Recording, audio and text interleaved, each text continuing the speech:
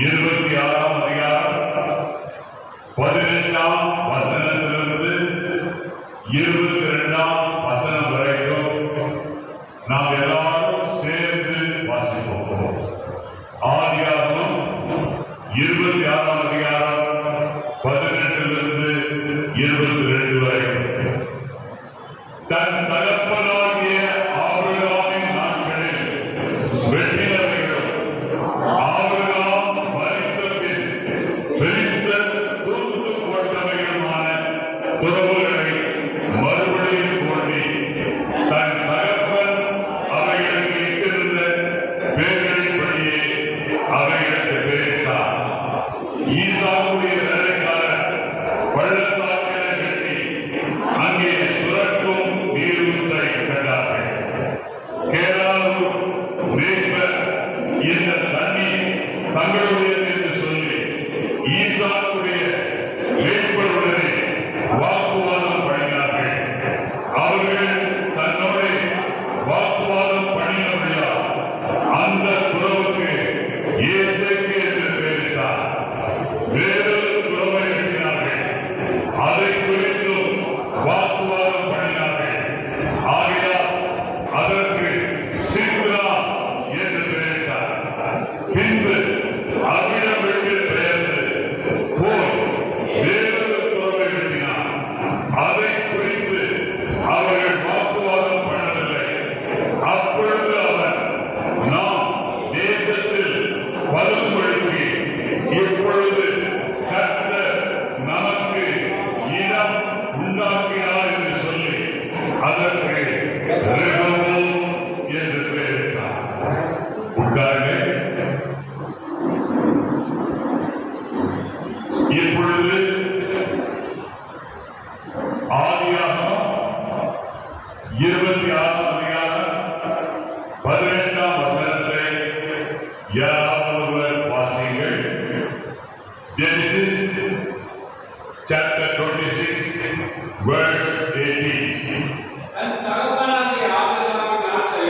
தன் தகப்பனாகிய ஆபிரகாமின் நாட்களில் வெட்டினவைகளும் ஆபிரகாம் மரித்த பின் பெலிஸ்தர் தூர்த்து போட்டவைகளுமான துறவுகளை மறுபடியும் தோண்டி தன் தகப்பன் அவைகளுக்கு இட்டிருந்த பெயர்களின்படியே அவைகளுக்கு பெயரிட்டார். கர்த்தருக்குள் அருமையானவர்களே, ஈசாக்கு இப்பொழுது அவன் எகிப்துக்கு போகாமல் ஆண்டவர் கர்த்தர் சொன்ன வார்த்தையின்படி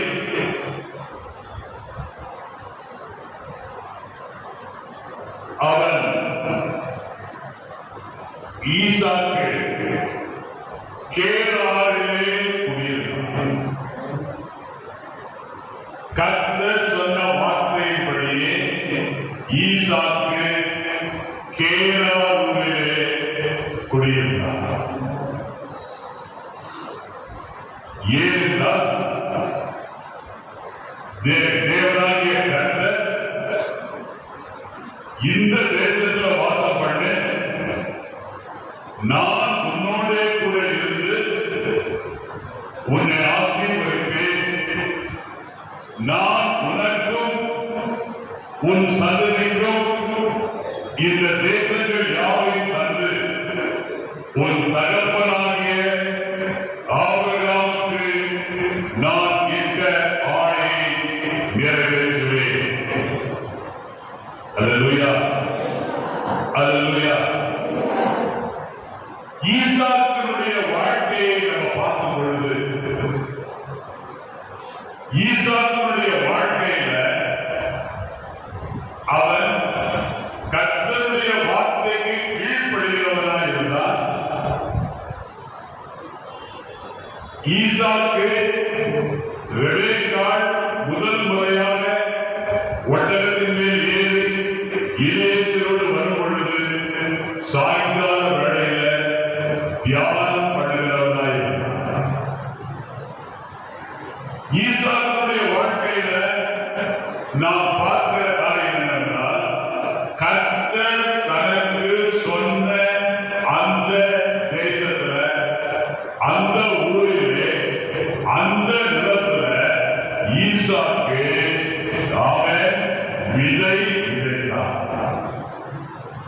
அல்லேலூயா, அல்லேலூயா. இப்பொழுது நாம் பார்க்கிறோம், ஈசாக்கு ஒரு தரிசனமுள்ள மனிதன். கர்த்தர் கொடுத்த தேசத்துல ஈசாக்குக்கு தரிசனம் உண்டாயிற்று. அந்த தரிசனத்தின் அடிப்படையில் ஈசாக்கு என்ன செய்கிறார் என்றால், ஆபிரகாம் நாட்களிலே ஆபிரகாமாலே தோண்டப்பட்ட கிணறுகளை, சுரவுகளை அவர் மறுபடியும் தோன்றுகிறார். தோன்றினது மாத்திரமல்ல, தோன்றின துறவுகளுக்கு தன் தகப்பனாகிய ஆபிரகாம் என்ன பெயரை இட்டிருந்தானோ அதே பெயரை மகனாகிய ஈசாக்கும் அதே பெயரை அந்த துறவுகளுக்கு, அந்த கிணறுகளுக்கு சூட்டினான். அல்லேலூயா, அல்லேலூயா. கர்த்தருக்குள் அருமையானவர்களே,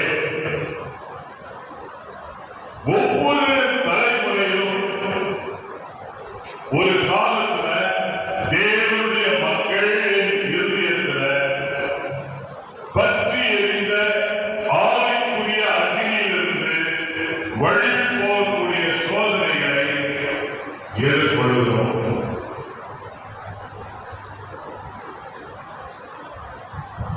கர்த்தருக்குள் பிரியமானவர்களே,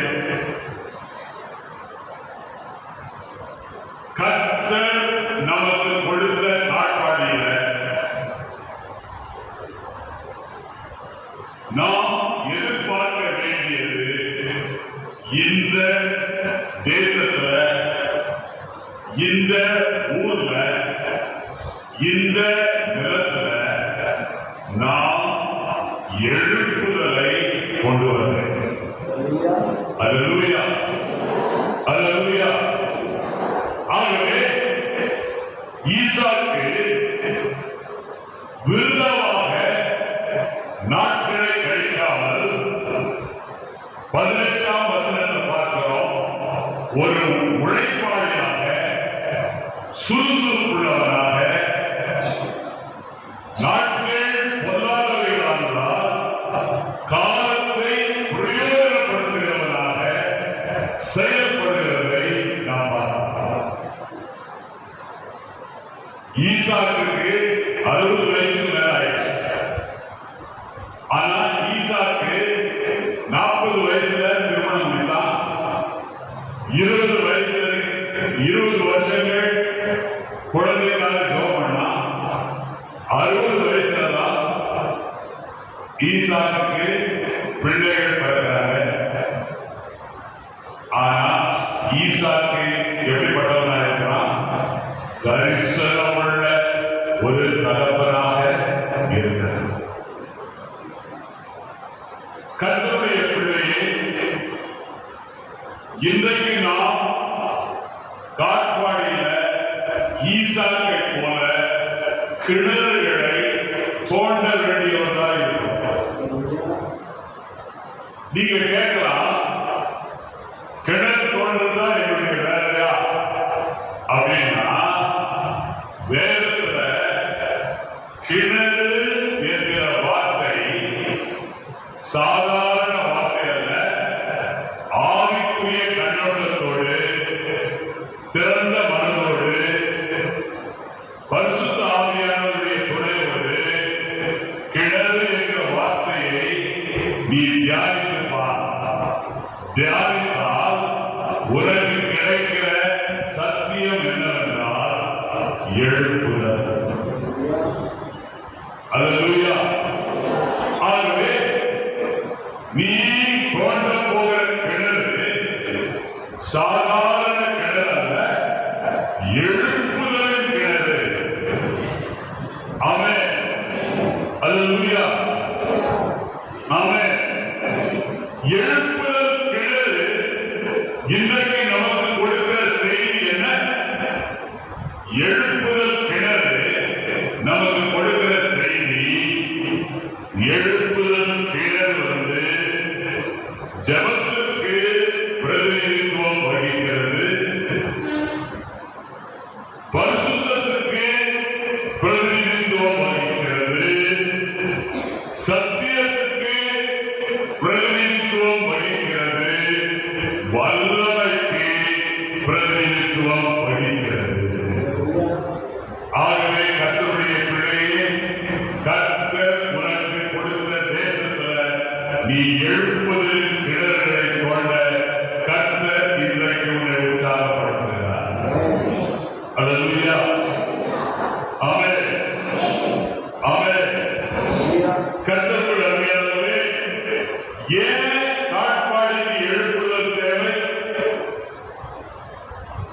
கர்த்தருடைய பிள்ளைகளாகிய நாம், தேவனுடைய மக்களாகிய நாம் ஏன் ஈசாக்கை போல எழுப்புதல் கிணறுகளை தோண்ட வேண்டும்? காரணம் என்ன? நம்முடைய முற்பிதாக்கள் இந்த காட்பாடியில எழுப்புதலை கொண்டு வந்தார்கள். அந்த எழுப்புதல் இந்த 21வது நூற்றாண்டுல என்ன ஆனது என்று பார்த்தீங்கன்னா, பாவம் என்கிற மண்ணினாலே இந்த கிணறுகள் எல்லாம் தூர்ந்து போய்விட்டன. அல்லேலூயா. அல்லேலூயா. ஆகவே it is our duty to redug the wells. ஆகவே தான் இன்றைக்கு ஆவியானவர் இந்த 22ஆம் தேதி என்று நமக்கு சொல்லுகிற புத்திமதி, நமக்கு சொல்லுகிற சத்தியம் என்னவென்றால், ஈசாக்கை போல துரிதமாய் செயல்படுகிறது. அல்லேலூயா. ஆமென். ஆகவே கிணறுகளை நாம் என்ன செய்யணும்? கட்டாயம் போட வேண்டும். ஆமென். அல்லேலூயா. அல்லேலூயா. கிணறுகளை ஏன் தோண்டணும்? நீ எழுப்புதல் கிணறை தோண்டினால் உன் தேசம் எழுப்புதலை சந்திக்கும். கொஞ்சம் அல்லேலூயா சொல்லுவாரா?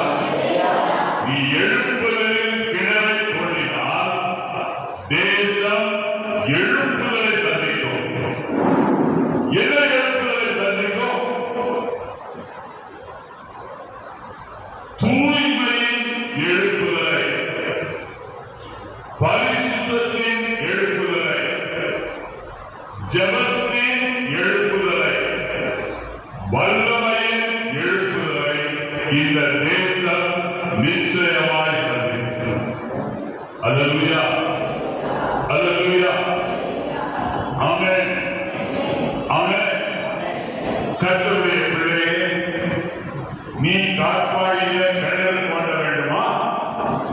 உனக்கு முதலாவது தேவையானது சர்வ வல்லமையுள்ள தேவனுடைய பிரசன்னம். அல்லேலூயா. அல்லேலூயா. ஆமென். மறுபடியும் நான் கிணறு தோண்ட வேண்டும் என்று ஏன் முயற்சிகளை மேற்கொள்ள வேண்டும்? இந்த கிணறு தோண்டப்படுவதின் தாற்பயம் என்ன அப்படின்றத நீங்க பார்த்தீங்கன்னா, எப்ப நீ காட்பாடியில எழுப்புதல் கிணறை தோண்டுவாயோ அப்பொழுது காட்பாடியிலே தேவாதி தேவன், ராஜாதி ராஜன், கர்த்தாதி கர்த்தர் அசைவாழ்வார். அல்லேலூயா. நம்முடைய காட்பாடி மறுசீரமைக்கப்படும். விசுவாசிக்கிறீங்களா? அல்லேலூயா, அல்லேலூயா. ஆகவே கர்த்தருடைய அருமையானவர்களே, எழுப்புதல் என்பது கிணற்றில் இருக்கிற தண்ணீரை போன்றது.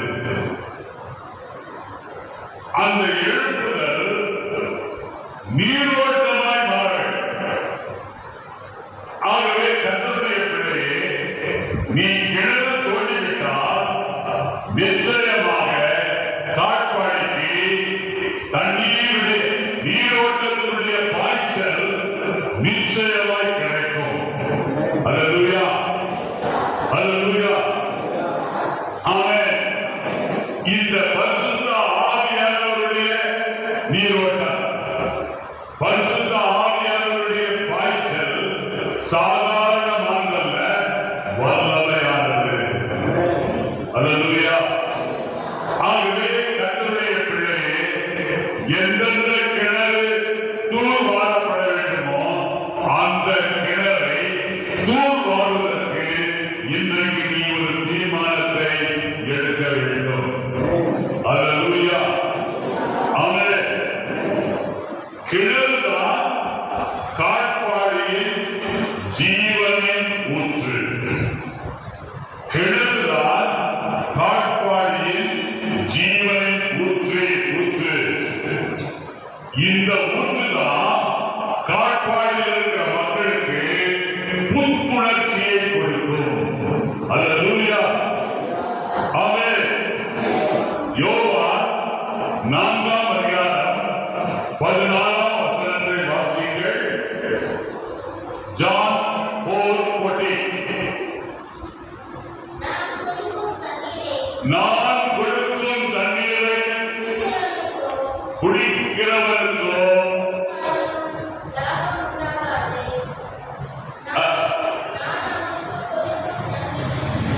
தாகத்தோடு வாசிக்கிறீங்க சிஸ்டர். நான் கொடுக்கும், வாசிங்க. நான் கொடுக்கும் தண்ணீரை குடிக்கிறவனுக்கோ ஒரு காலம் என்ன உண்டாகாது? தாகம் உண்டாகாது. ஆனா ஆண்டவர் நமக்கு கொடுக்கிற தண்ணீர் நமக்குள்ள வந்த பிற்பாடு அது எப்படி மாறும் அப்படின்னு பார்த்தீங்கன்னா, ஜீவன் உள்ள நீரூற்றாய் மாறும். ஒரு அல்லேலூயா சொல்லுவா. அல்லேலூயா, அல்லேலூயா, ஆமென். ஆகவே கிணற்றில் இருக்கிற தண்ணீர் இன்றைக்கு நமக்கு என்ன சொல்லுதுன்னா, நான் சாதாரண தண்ணீர் அல்ல, ஜீவனூர் நீரூற்றாய் மாறுவேன். ஏனென்றால் நான் வெறும் எழுப்புதல் தண்ணீர் அல்ல, நான் பரிசுத்த ஆவியானவர். ஆமென், அல்லேலூயா. ஆகவே கர்த்தருடைய பிள்ளையே, கிணற்றை தோண்டுவது உன்னுடைய பொறுப்பு. அந்த கிணற்றிலிருந்து நீரை இறைத்துக் கொண்டே இரு. காட்பாடியில் இருக்கிற மக்கள் ஜீவனை பெறட்டும். அல்லேலூயா, ஆமென். கர்த்தருடைய பிள்ளையே, நம்முடைய முன்னோர்கள் காட்பாடியில வீதி வீதியாய் சுற்றி எல்லா வீதிகளிலும் நான் இந்த இடத்துக்கு வரதுக்கு முன்னால நான் கேள்விப்பட்டது என்னன்னா, எல்லா ஊர்களிலும் எல்லா வீதிகளிலும் கால்நடையாக சுற்றின உண்மையுள்ள உத்தமமுள்ள ஊழியக்காரர்கள் ஏற்கனவே ஆவிக்குரிய கிணறுகளை தோண்டிவிட்டார்கள். ஆனால் அதற்கப்புறம் அந்த சந்ததி போய், அந்த தலைமுறையினர் போய், இப்பொழுது வந்திருக்கிற சந்ததி பாவத்தினால் நிறைந்திருக்கிற சந்ததியாக இருப்பதனால ஒரு முறை தோண்டப்பட்ட ஆவிக்குரிய கிணறுகள் எல்லாம் இந்த பாவமாகிய இந்த மனிதனே துருந்து போய்விட்டன. ஆமென், அல்லேலூயா.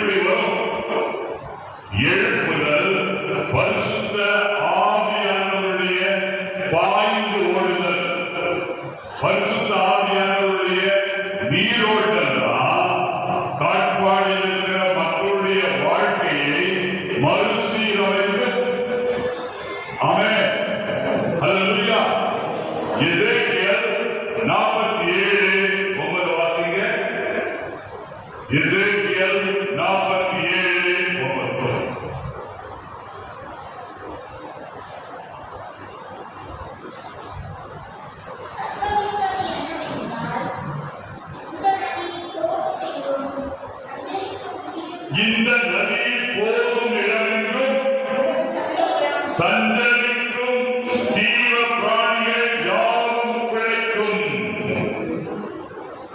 இந்த தண்ணீர் அங்கே வந்தபடியினால வெகு ஏராளமான மச்சங்களும் உண்டாயிருக்கும்.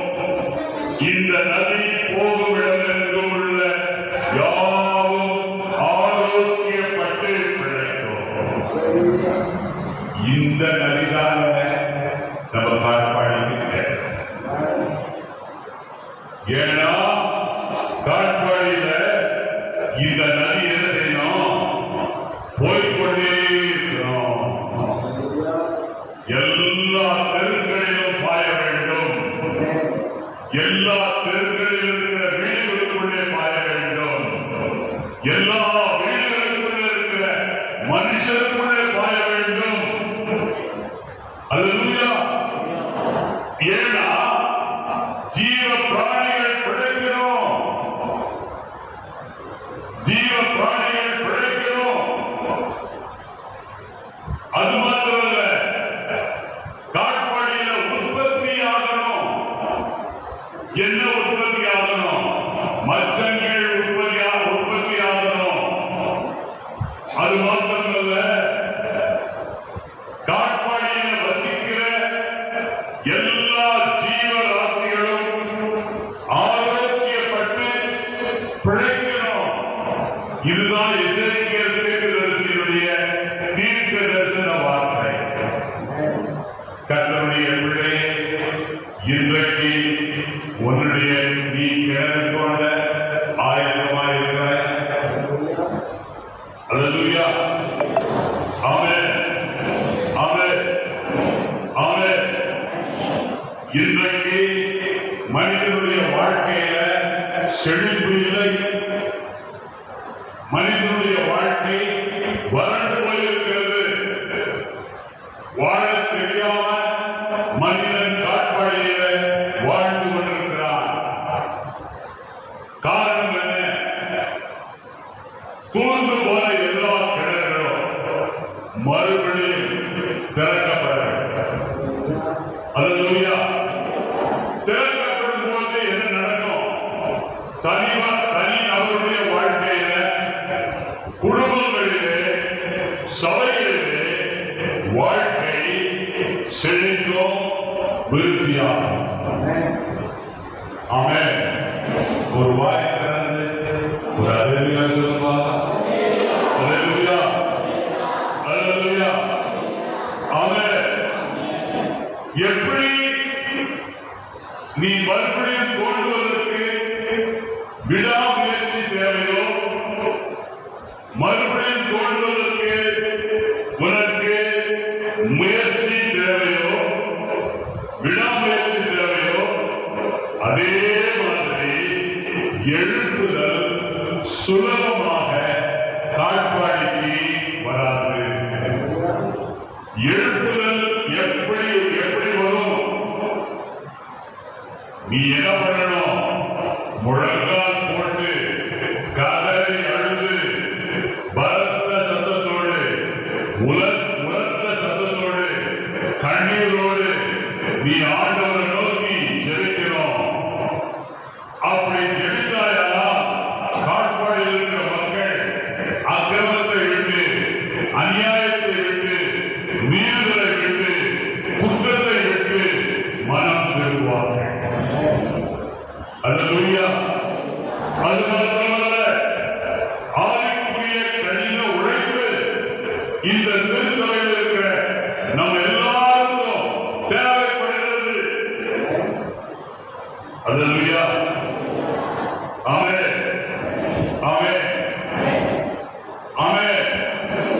பரிசுத்த சந்ததி காட்பாடியில தக்க வைக்கப்பட வேண்டும்.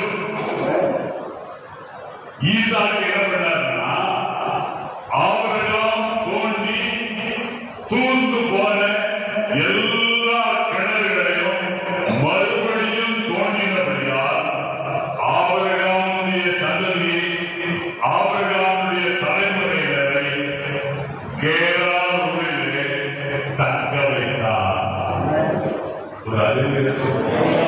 அல்லேலூயா அல்லேலூயா ஆமென்.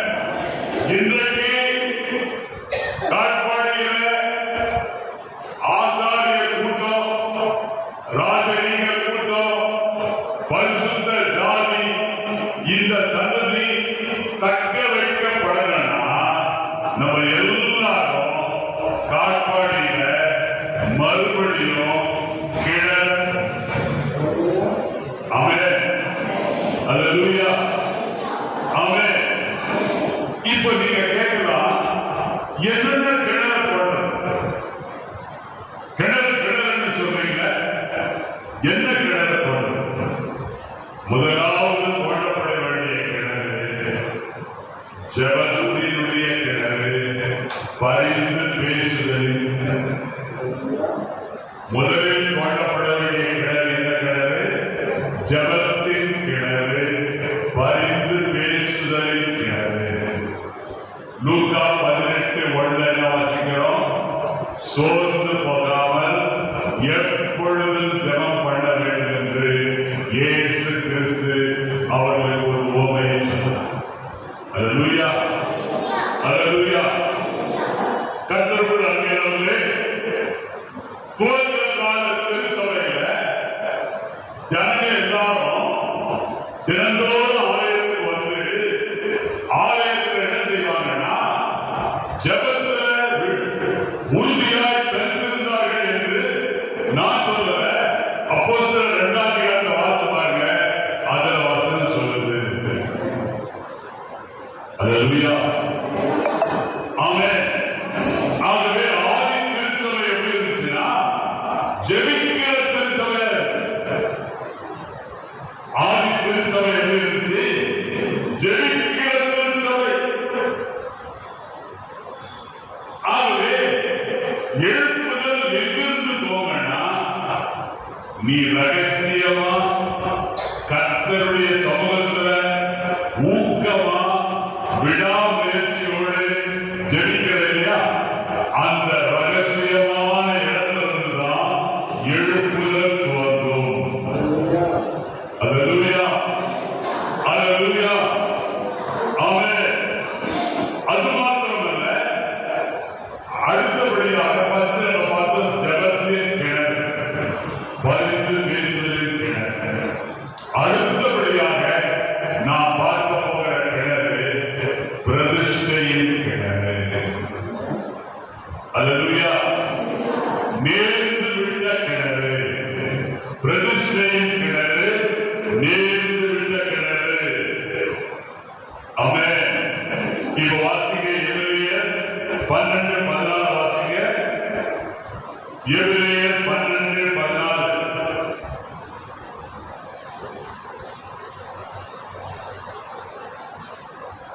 யாவரோடும் சமாதானமாய் இருக்கவும் பரிசுத்த உள்ளவர்களாய் இருக்கவும் நாடுங்கள். பரிசுத்தம் இல்லாமல் ஒருவரும் தேவனை தரிசிப்பது இல்லை. கர்த்தருடைய பிள்ளையே, கர்த்தருடைய பிள்ளையே, பரிசுத்தமுள்ள பிரதிஷ்டை பண்ணப்பட்ட நேர்ந்து கொள்ளப்பட்ட கிணறை நீ தோண்டுவாயால் காட்பாடியில் இருக்கிற எல்லா மக்களும் பரிசுத்தவான்களாய் மாறுவார்கள். அல்லேலூயா அல்லேலூயா. எங்க பரிசுத்தவான்கள் இருக்கிறாங்களோ அங்கே தேவனுடைய அசைவு இருக்கும். ஆமென். எங்க பரிசுத்தவான்கள் இருக்கிறார்களோ அங்கே என்ன இருக்கும்? தேவன் அசைவாடுவார், ஆவியானவர் அசைவாடுவார், பள்ளங்களை எல்லாம் நிரப்புவார், மலைகள் குன்றுகளை தகர்ப்பார், கோணலானவைகளை வேறாக்குவார், கணக்கப்படாத பொருளாதாரங்களை சமமாக்குவார். அல்லேலூயா ஆமென். அடுத்தது தோண்டப்பட வேண்டிய கிணறு என்ன கிணறு தெரியுங்களா? தேவ வசனத்தின் கிணறு. அடுத்தது என்ன கிணறு தோண்டப்பட? தேவ வசனத்தின்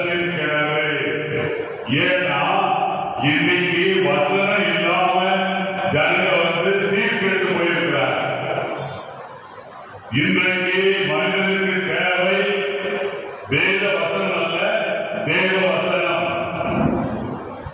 அல்லேலூயா, ஆமென், ஆமென். ஏன் தேவ வசனம் தேவை? தெளிவா நம்ம பார்க்கிறோம் இல்லைங்களா? 2 தீமோத்தேயு 3ஆம் அதிகாரம் 16ஆம் வசனம் 17ஆம் வசனத்தை வாசித்து பாருங்க, தெளிவு வந்துடும். என்ன தெளிவு வருது?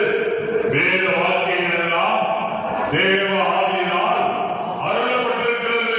அல்லேலூயா, அல்லேலூயா. ஏன் அருளப்பட்டுச்சு? தேவனுடைய மனுஷன் தேவனா இருக்கிறோம். எந்த நன்மையை செய்ய தகுதி உள்ளவனா இருக்கிறோம். அந்த தேவ வசனம் எப்படிப்பட்டது? உபதேசத்திற்கும் கடிந்து கொள்வதற்கும் சீர்திருத்தலுக்கும் நீதியை படிப்பிக்கிறதுக்கும் பிரயோஜனம் உள்ளவைகளாக இருக்கிறது. ஆகவே கர்த்தருடைய பிள்ளையே, நீ தோண்ட வேண்டிய கிணறு தேவ வசனத்தின் கிணறு. அல்லேலூயா, ஆமென், ஆமென். அடுத்தது நீ தோண்ட வேண்டிய கிணறு என்ன கிணறு தெரியுங்களா? சுவிசேஷத்தின் கிணறு. ஆத்துமாக்களின் பேரில் உள்ள பேர் ஆவலின் கிணறு. சொல்லுங்க பார்க்கலாம், என்ன கிணறு போடப்படணும்? சுவிசேஷத்தின் மற்றும் ஆத்துமாக்களை. சொல்லுங்க, வாய் திறந்து, வாய் இருக்கிறவங்க கொஞ்சம் வாய் திறந்து சொல்லுங்க பார்க்கலாம். ஆத்துமாக்களை பேர் ஆவலின் கிணறு. அல்லேலூயா. மார்க்கு 16:15 வாசிக்கிறது. மார்க்கு 16:15.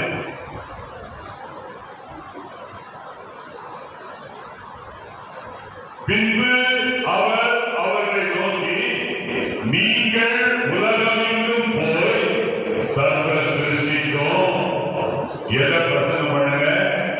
சுவிசேஷத்தை பிரசங்கம் பண்ணுங்க.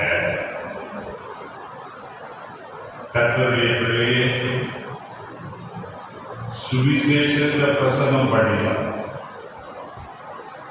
ஏன்னா இன்னைக்கு தொலைக்காட்சியை திறந்து பார், நல்ல செய்தி வருதா? நல்ல செய்தி வருதுங்களா? வரல. இன்னைக்கு செல்போனை திறந்து பார், யூடியூபை திறந்து பார், பேஸ்புக்கை திறந்து பார், ஏதாவது நல்ல செய்தி வருதா?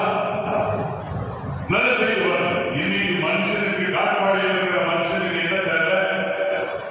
நல்ல செய்தி, நற்செய்தி. எது நல்ல செய்தி?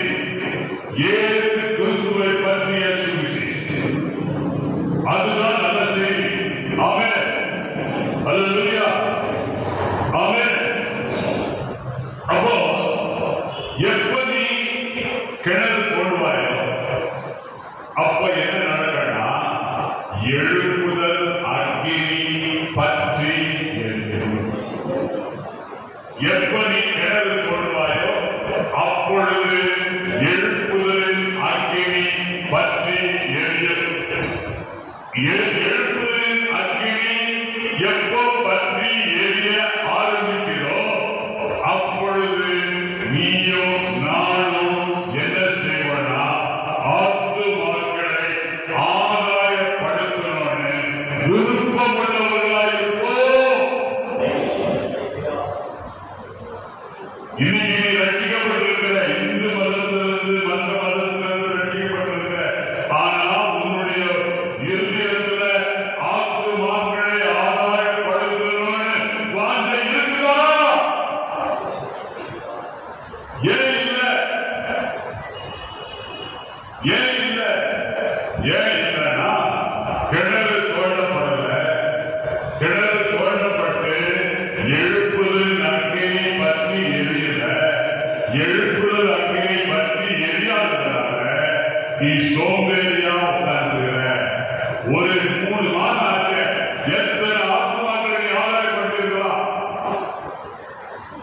ஏதாவது ஒரு ஆத்மாவுக்கு போய் நல்ல செய்தியை நீ சொல்லியிருக்கிறாயா? உனக்கு 24 மணி நேரத்தை கத்த கொடுத்திருக்கிறார்.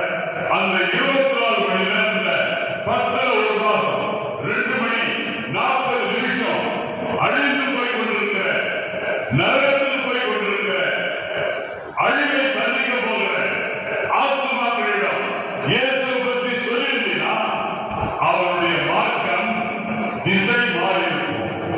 அவன் நரகத்தில் போறதுக்கு பதிலா பரலோகத்துக்கு போயிருப்பான். ஆமென். அல்லேலூயா. ஆமென். ஆகவே கர்த்தருக்குள் அருமையானவர்களே, சுவிசேஷத்தின் அக்கினி, சுவிசேஷத்தின் கிணறப்பா. ஆமென். அல்லேலூயா. அல்லேலூயா. கர்த்தருக்குள் அருமையானவர்களே, நீங்க இப்போ போதகர் சொல்கிற இந்த வார்த்தையை கேட்டு நீங்க கிணறு தோண்ட ஆரம்பித்தீங்கன்னா, என்னைக்கு நீங்க கிணறு தோண்ட ஆரம்பிக்கிறீங்களோ அன்றையிலிருந்து உங்களுக்கு எதிரிகள் கிளம்புவார். என்றைக்கு நீங்க கிணறு தோண்ட ஆரம்பிக்கிறீங்களோ அன்றிலிருந்து உங்களுக்கு என்ன கிளம்புவாங்க? எதிரிகள் கிளம்புவாங்க. எப்படி ஆபிரகாம் தோண்டின கிணறுகளை பெலிஸ்தர்கள் கூட்டு போட்டார்களோ அதே மாதிரி ஈசாக்கு கிணறுகளை தோண்டின பொழுது பெலிஸ்தர்கள் என்ன பண்ணாங்க? தடுத்து நிறுத்தினாங்க. ஆனா ஈசாக்கு என்ன செய்யல? தடுத்து நிறுத்தின போது தளர்ந்து போகாமல், சோர்ந்து போகாமல், அவன் பின்மாற்றம் அடையாமல் என்ன செய்யலாம்? முன்னிலும் அதிகமாக கொண்ட ஆரம்பிச்சான். அல்லேலூயா. ஆமென். அல்லேலூயா. ஆகவே இன்றைக்கு கூட நம்ம கிணறு தோண்ட ஆரம்பிக்கும் போது, காட்பாடியில கிணறு தோண்ட ஆரம்பிக்கும் போது நிச்சயமாக எதிரிகள் கிளம்புவார்கள். ஆமென். நீங்க கேட்கலாம், என்ன எதிரி? எதிரி எதிரின்னு சொல்றீங்க, என்ன பாஸ்டர், என்ன எதிரி அப்படின்னு கேட்டீங்கன்னா, உலக பிரகாரமான ஆவிதான் நமக்கு எதிரி. பயங்கரம் சொல்ல, என்ன எதிரி? உலக பிரகாரமான ஆவிதான் நமக்கு எதிரி. ஆமென். ஏன்னா உலகமும் அது நிச்சயம் அழிந்து போகும் அப்படின்னு நான் சொல்ல. 1 யோவான் 2:17 சொல்லுது, உலகமும் அது நிச்சயம் அழிந்து போகும், ஒழிந்து போகும். தேவனுடைய சித்தத்தின்படி செய்கிறவரோ எந்தெந்தைக்கு அழிப்பான்? நிலைத்திருப்பான். ஆமென். அல்லேலூயா. அல்லேலூயா. உலகம் அப்படின்னு பைபிள்ல வேத புத்தகம் என்ன சொல்லுதுன்னா, உலகம் என்றால் என்ன? உலகம் என்பது உருண்டையான உலகம் அல்ல. உலகம் என்பது மாம்சத்தின் இச்சை, கண்களின் இச்சை, ஜீவனத்தின் பெருமைன்னு நான் சொல்லல. 1 யோவான் 2:16 வாசிக்கிறோம். அல்லேலூயா சொல்றீங்களா? அல்லேலூயா. அப்போ உங்களுக்கு எதிரி யாருன்றத நீங்க கண்டுக்கலாம். எதிரி வேற யாரும் இல்ல, கண்களின் இச்சை, மாம்சத்தின் இச்சை, ஜீவனத்தின் பெருமைதான் கிணறு தோண்டுவதற்கு எதிரி. ஆமென். இரண்டாவது எதிரி இருக்கிறீங்களா? நம்முடைய உள்ளத்தில் இருக்கிற பெருமை, நான் என்கிற கர்வம். அது மாத்திரமல்ல, சுய திருப்தி. இந்த ரெண்டுமே கிணறு தோண்டுவதற்கு எதிரியாக இருக்கின்றன. யாக்கோபு 4:6 யாக்கோபு என்ன சொல்றாரு பாருங்க. யாக்கோபு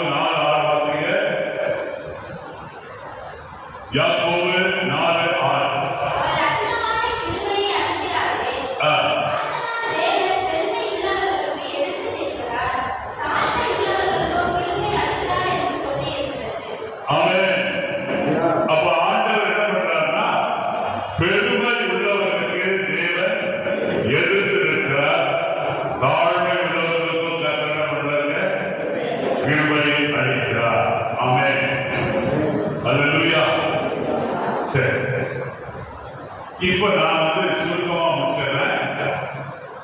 கிணறு தோன்றதுனால எதிர்ப்பு வரும்னு சொன்னேன்.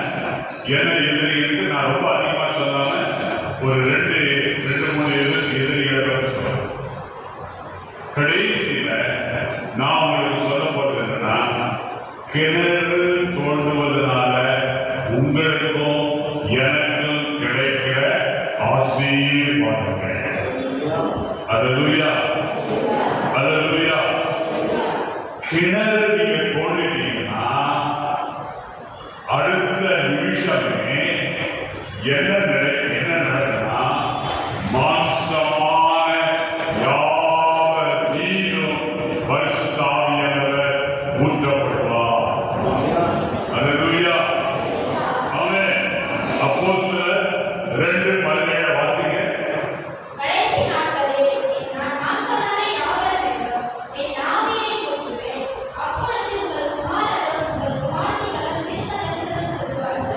பாருங்க, நம்முடைய சபை நிச்சயமா எழுப்புதலை சந்திக்கும்.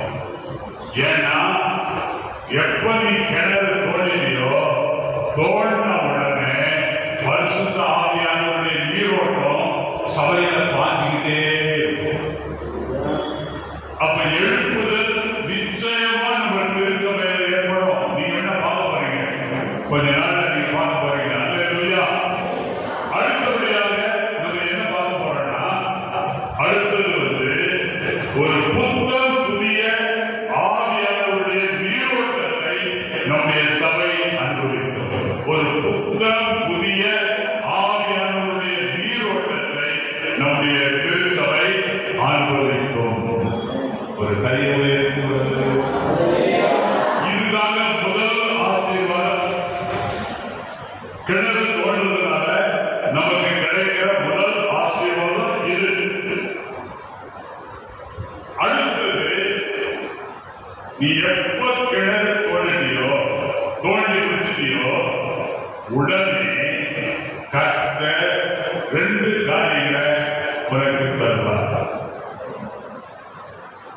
2 காரியங்களை அவர் மறுசீரமைப்பார். என்ன காரியம்?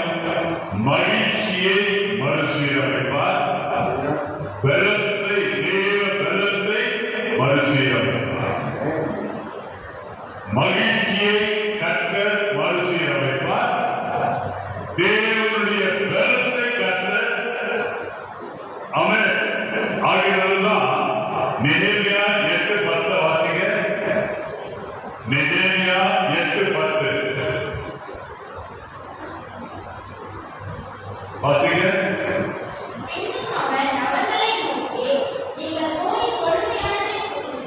பாருங்க, நீங்க போய் கொழுமையானதை புசித்து மதுரமானதை குடித்து ஒன்றுமில்லாதவர்களுக்கு பங்குகளை அனுப்புங்கள். இந்த நாள் ஆண்டவருக்கு பரிசுத்தமான நாள்.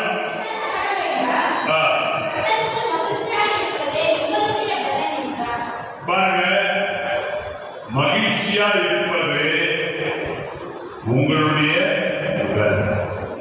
கொஞ்சம் கையை உயர்த்தி அப்படி அதை சொல்லுவாங்க. அல்லேலூயா. கர்த்தருக்குள் மகிழ்ச்சியா இருப்பது நம்முடைய பலன். ஆமென். சரி, 3வது ஆசீர்வாதம். கிணறு தோன்றதுனால நமக்கு கிடைக்கிற 3வது ஆசீர்வாதம் என்ன தெரியுங்களா? ஆத்துமாக்கள் தொடர்ந்து ரட்சிக்கப்பட்டு கொண்டே வருவார். கிணறு தோன்ற உடனே ஆத்துமாக்கள் தொடர்ந்து ரட்சிக்கப்பட்டு கொண்டே வருவார்கள். சபையும் வளரும். சபை என்ன செய்யும்? வளரும். அப்போஸ்தலர் 2:41 வாசிங்க. அப்போஸ்தலர் 2:41. அவருடைய வார்த்தையை சந்தோஷமா ஏற்றுக்கொண்டவர்கள் ஞானஸ்நானம் பெற்றார்கள். அன்றைய தினம் அல்லேலூயா. கொஞ்சம் வாய் வருது.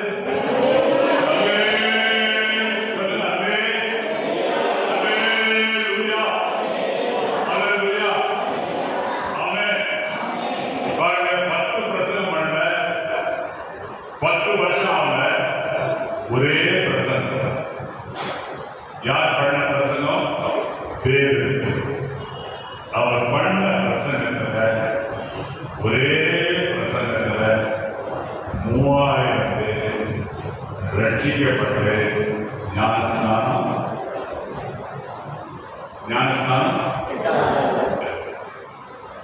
அப்போ ஒரு பிரசங்கத்துக்கு எவ்வளவு வரம் இருக்குங்களா?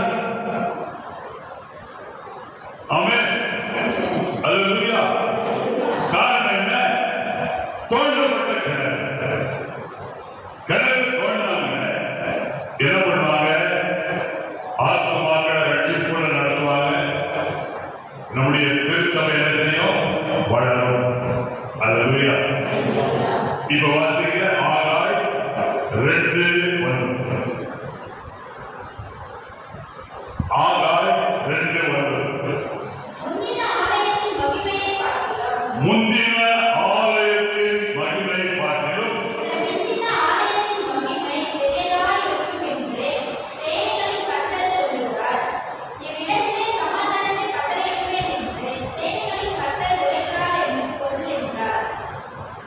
பாருங்க, ஆண்டவர் சொல்றாரு, பிந்தின ஆலயத்தின் மகிமை இருக்கும், பெரிதாய் இருக்கும். அல்லேலூயா. முந்தின ஆலயத்தின் மகிமை காட்டிலும் ஆமென் ஆமென். எப்போ தோண்டப்பட்ட கிணறிலிருந்து நீ தண்ணீரை இறைக்க ஆரம்பிக்கும் போது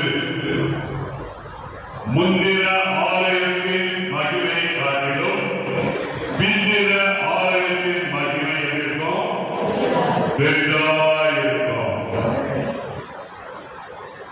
நெகேமியாவின் காலத்துல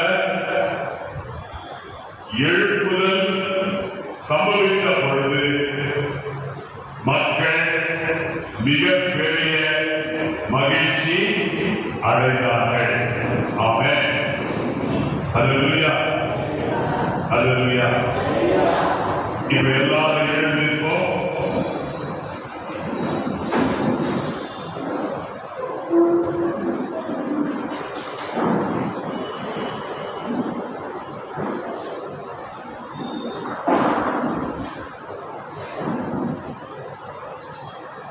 இப்ப எல்லாரும் என்ன பாருங்க, கீழே பார்க்காதீங்க, மேல பார்க்காதீங்க, மேல பாருங்க. ஆமென். பார்த்துட்டீங்களா? என்ன பாக்குறீங்களா?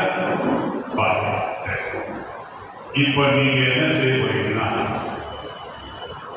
நம்ம கூடி வந்திருக்கிற இடத்துல கர்த்தருடைய பிரசன்னம் இருக்கு. இப்போ காட்பாடியில கிணறு தோண்டுவேன் சொல்லுங்க. வாய்ப்பிலிருந்து கொஞ்சம் நல்லா சத்தமா சொல்லுங்க, எனக்கு கேட்கிற மாதிரி சொல்லுங்க. கிணறு தோண்டுவேன் காட்பாடியில. கொஞ்சம் வாய்ப்பிலிருந்து கொஞ்சம் வாய் கொஞ்சம் பெருசா தரங்க. காட்பாடியில என்ன தோண்டுவேன் அப்படின்னு சொல்றவங்கன்னா கொஞ்சம் கை அப்படி உயர்த்துப்பாங்க. அல்லேலூயா. பரவாயில்ல, நீங்க எல்லாரும் ஈசாக்கா மாறிட்டீங்க. ஆமென். அல்லேலூயா. காட்பாடியில கிணறு தோண்டுவேன் அப்படின்னு சொல்றவங்க கை உயர்த்துங்க. ஆமென் ஆமென். எல்லாரும் கண்ண மூடுங்க. இந்த ஜெபத்தை செய்ய. பிதாவாகிய தேவனே, உம்முடைய குமாரன் இயேசு கிறிஸ்துவின் நாமத்தில் உம்மை நோக்கி ஜெபிக்கிறேன். ஈசாக்கு தன் தகப்பனாகிய ஆபிரகாம் தோன்றின துறவுகளை பெலிஸ்தர்கள் தூத்து போட்ட பொழுது அவைகளெல்லாம் மறுபடியும் தோன்றினது போல இன்றைக்கு உம்முடைய பிரசனத்துல நாங்கள் தீர்மானம் எடுக்கிறோம். எங்களுடைய முன்னோர்கள் இந்த காட்பாடியில ஊழியத்தை